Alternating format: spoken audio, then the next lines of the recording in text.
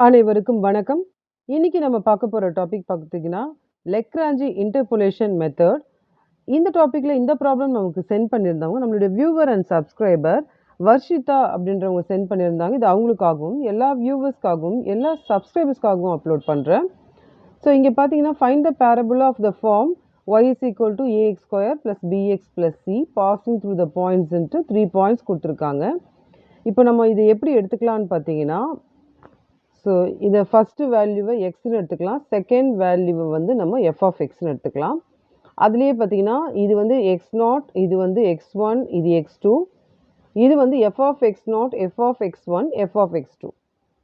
இப்போது ஜென்ரலாக வந்து லெக்ரான்ஜி ஃபார்முலாவில் வந்து பார்த்தீங்கன்னா, உங்களுக்கு எக்ஸ் த்ரீ வரைக்கும் வரும். அதுக்கு வந்து தனியாக ஃபார்முலா இருக்குது.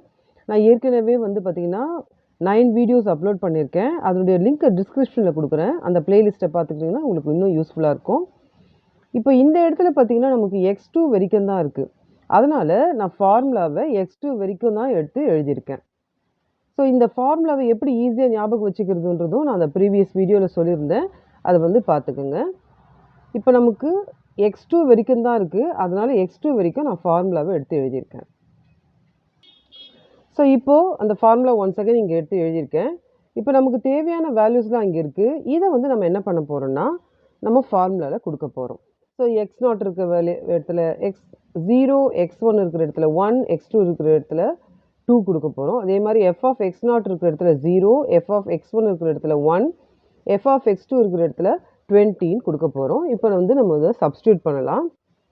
So X minus one, X minus two divided by 0 minus 1, 0 minus 2 into 0 plus x minus 0, x minus 2 divided by 1 minus 0, 1 minus 2 into 1 plus x minus 0, x minus 1 divided by 2 minus 0, 2 minus 1 into 20. இப்போ பார்த்தீங்கன்னா, இந்த வேல்யூவை into ஜீரோன்னு பண்ணும்போது இந்த டேர்மே வராது. அதனால் அதை அப்படியே நம்ம விட்டுடலாம். இப்போ இந்த ரெண்டு டேர்மை மட்டும் நம்ம சால்வ் பண்ணலாம். இப்போ எக்ஸை வந்து நான் என்ன பண்ணுறேன்னா, எக்ஸ் மைனஸ் ஜீரோவை எக்ஸ்ன்னு எடுத்துக்கிறேன். X minus two divided by, so இந்த இடத்துல ஒன் வரும், இந்த இடத்துல பார்த்தீங்கன்னா மைனஸ் ஒன் வரும், இன்டூ ஒன் அதை அப்படியே விட்டுடலாம். ப்ளஸ் இந்த இடத்துல எக்ஸ் எடுத்துக்கிறேன், இந்த இடத்துல எக்ஸ் மைனஸ் ஒன் எடுத்துக்கிறேன், டிவைடட் பை, ஸோ இது வந்து டூ, அதுக்கப்புறமா two minus one, one into 20. So இதை நம்ம சால்வ் பண்ணோம்னா இது வந்து நமக்கு 10 ஆகிடும். ஸோ அடுத்த வேல்யூவில் பார்த்தீங்கன்னா ஒன் இன்டூ மைனஸ் ஒன், இந்த இடத்துல நம்ம மைனஸ் ஒன் போடுவோம். ஸோ இப்போ இதை எடுத்து எழுதிக்கலாம். X into X minus two by minus one plus இது வந்து நம்ம இந்த 10 வந்து நம்ம ஃப்ரண்ட்டில் வச்சுக்கலாம். X into X minus one. இப்போ அடுத்த ஸ்டெப்பு, இந்த மைனஸ் வந்து இங்கே மைனஸ் ஒன் இங்கே வந்துடும்.